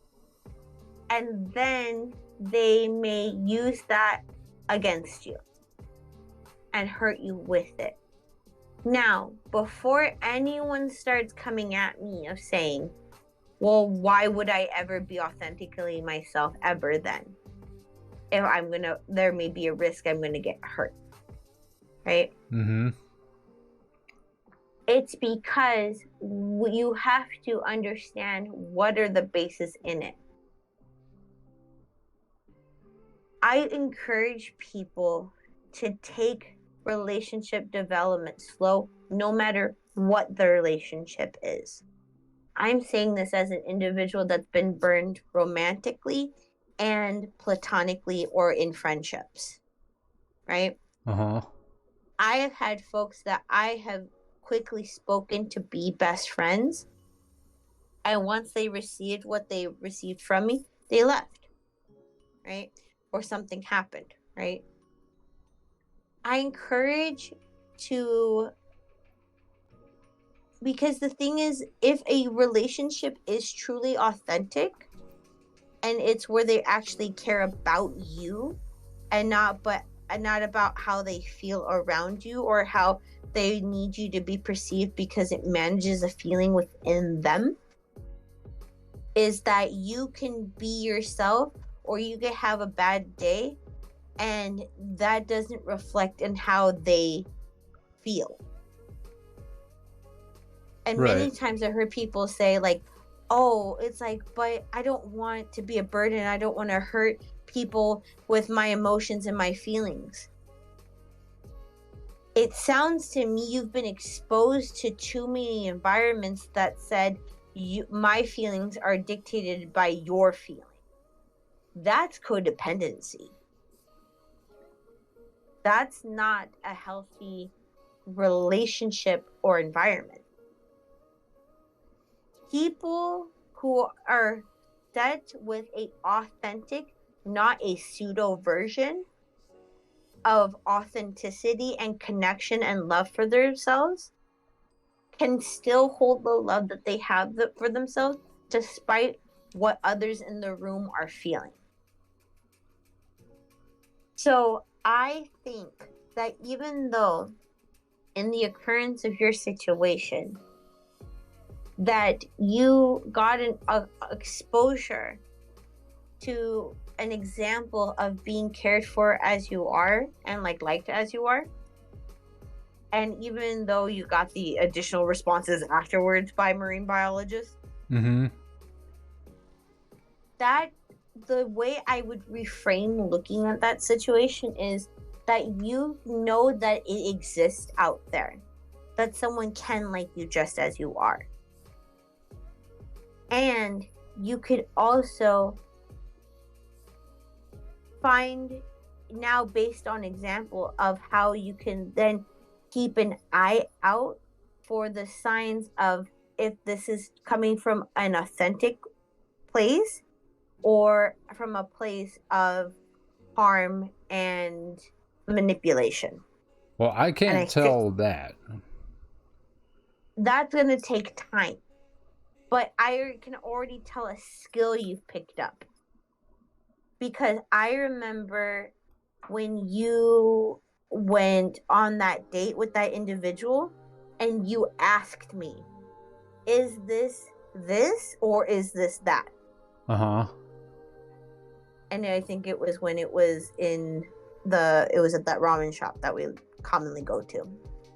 Or did used to go to. Oh, that one date? Yeah. Mm-hmm. Yeah, I never saw her again. Right. Because your system already saw signs. You could have easily not asked me. You could have easily not leaned into your social support to check the facts. Because what you did right then was you leaned into a vulnerability of a lack of knowledge. And I know that's big for you because you value your knowledge and the information that you have. Uh-huh. So when you do that, you also learn. So many times people are like, nothing good came out of these blah, blah, blah situations. It's like, or that's not where your view of the situation was at. From there, you're able to ask questions in your social support. Trust your social support enough to ask the questions. You've now bridged better connections with your gut intuition. You are checking the situation as it is and taking a step back and responding rather than reacting.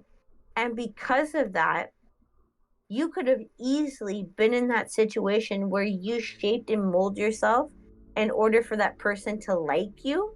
Mm-hmm. And in the long run could have easily hurt you because that one was a fucking train wreck. Let's just be honest.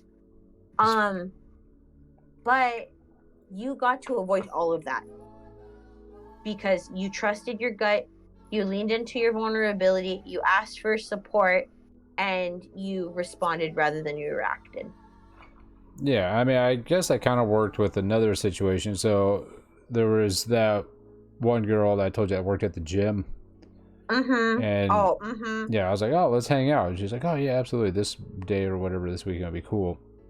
And, you know, normally, like, well, this is because this happened so much, I've learned from it. But I'm like, yeah, you know, we're meeting up tomorrow, whatever, what time we're at, what do you want to do? And they go, oh, yeah, I just ended up getting sick, so, like, I don't think I'm going to be able to meet up. And instead of me going, oh, you know, maybe they're sick, I was like, I've seen this response before. Bam, I just stopped talking to them right then and there. I was like, that's the bullshit, like, generic default response of, I don't want to hang out with you, but you're not adult enough to say so. So, yeah, and then they never reached out since. So I was just like, yeah, that's the end of that one. Mm-hmm. So, yeah. I mean, at least I'm learning from that stuff. So the default response, oh, I'm not feeling well all of a sudden. I'm like, okay, you're full of shit. I'm out. See you. So there you go. Reference, ladies. If we ever plan on meeting up and you say, oh, I'm sick, and then you don't reach out like immediately, like, you know, soon afterwards, I know what's going on. That's a big period at the end of that sentence.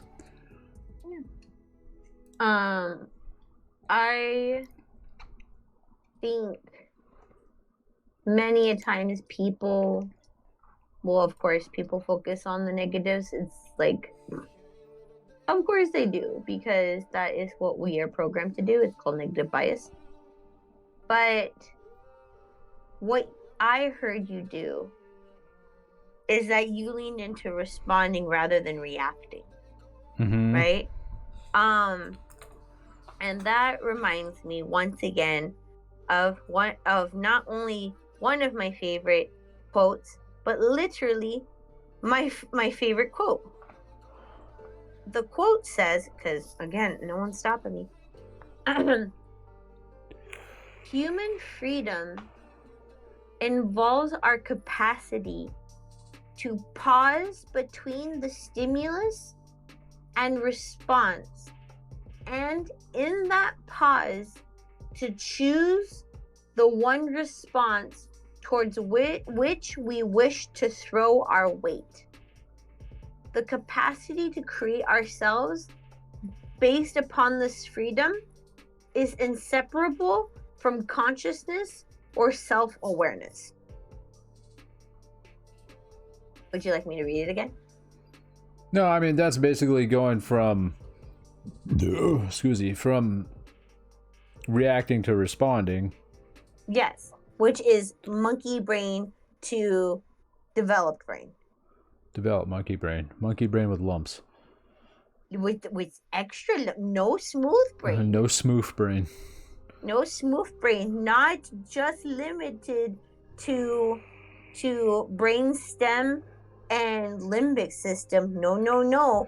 What is this? Oh, A capacitor. Prefrontal cortex. Ooh. It's prefrontal, so it's before the front. It's prefront. It's prefront.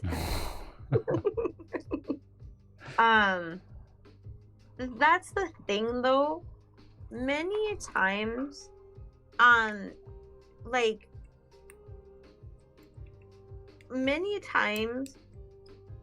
people struggle to the point of like, how can somebody think like this? How can somebody not think bigger or outside the box, right? Mm-hmm. The thing about that is that many people allow information to go from brainstem to their limbic system, and that's all it stays at. Their wiring is set up in the basic concepts and the basic format surrounding survival, that they actually haven't expanded past that. So they have gone into their brainstem, they've entered their limbic system, right? But they have been able to experience like developing such things as like like when it comes to how they react in the world. But the thing is, the place where problem solving, planning, judgment, emotional expression, behavioral control, that's in the frontal lobe. And that means it has to go past the limbic system. And it's uncomfortable to go past that. But just because you recognize that some people do that doesn't mean you're less than because you do not think like monkey brain. I feel like a lot of people in the world experience the trauma of saying like, why can't I just be normal?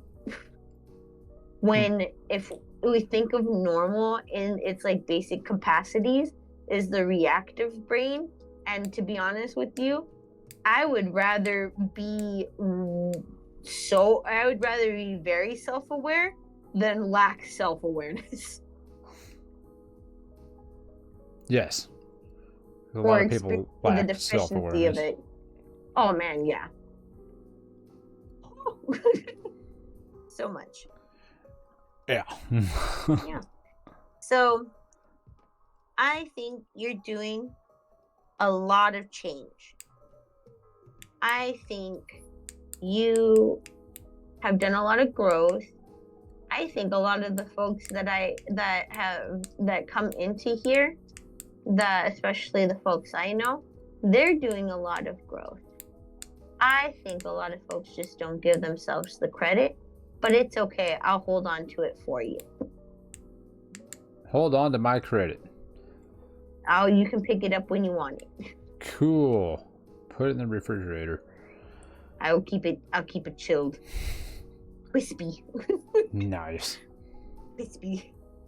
All right. Well, it's about that time. My brain's getting fried. We've been going for 2 hours. You did say something about a special guest next week. Oh yeah. So I would like to bring in a good friend of mine. They are not a clinician like me. However, I want to bring in random folks here and there, because I have people that are in the field, people outside of the field, because I still think that bringing in random guests and different folks will give different perspectives and kind of more of that worldly view that we could bring into the conversation. Yes. And I would like to bring in this individual. There's somebody that have chatted in the chat. And I want to kind of discuss offline, with us about a topic and go ahead and get their feedback, because this person's gone through some things and I would like to hear also their feedback and you giving your feedback, especially because I feel like having an open discussion of designated time to talk about various stuff can open up a lot of opportunity for topics to arise, and also maybe even give the chance for chat to feel comfortable to bring in their own ideas for us to discuss. Yes. Yeah. Have I met said person? No, but they're one of the people that want to get you into magic. Gotcha. Sounds good. So maybe I'll meet them this weekend. I don't think so. But again, I'll talk offline about the possibility of joining on an adventure to meet them. But we'll talk later about that. Okay. Okay. All right, chat skadooties. Chat through. Chatadillo. Chatamaran. Oh, I like that one. Catamaran? Yeah. It's like a boat, like a catamaran, but with chat. It's a catamaran. We're just sailing into growth. That's what the chat room is going to be called now. It's going to be called the Chatamaran, because that's where everybody in chat jumps on it and goes for a ride during the stream. Freaking good stuff, dude. I'm going to have to write that one down. Like, don't forget this. This is good stuff. Chatamaran. I don't know how to spell that. Like, write this down. Yeah, I'll forget that one. Okay, well, thanks for coming by. Mm-hmm. I'm going to go nurse this headache I've had for the last day and a half. Yeah, you should probably do that. Yeah, and I'm going to eat food and try to get some sleep. Okay, sounds good. Go get some rest. Thank you, chat, for listening. Be good, drink water, and take care of yourself. Yes. And as I say for all of them, thanks for stopping by. If you want to come back again next week, 6:30 p.m. Pacific time, you can stop on by, bring us your mental health questions, write them down, throw them in chat, we'll discuss them. And basically the same stuff I've said every week about my streaming schedule. Maybe Isaac this weekend. I really, really, really want to. And I have not been able to, like the last 3 weeks. And yeah, because school and stuff. And then Tuesday, Tuesday, we'll keep going with that, 6 p.m. Pacific time, where we jump on the bike and play Zwift. And we have a new series starting up. It's the Tour of Watopia. So it's a five stage series over the entire month of October. So we'll see what that's all about. Yeah, that's it. So thank you for stopping by, and we'll see you guys later, chat. Be good to yourself, okay? See ya, chat. Bye. Bye.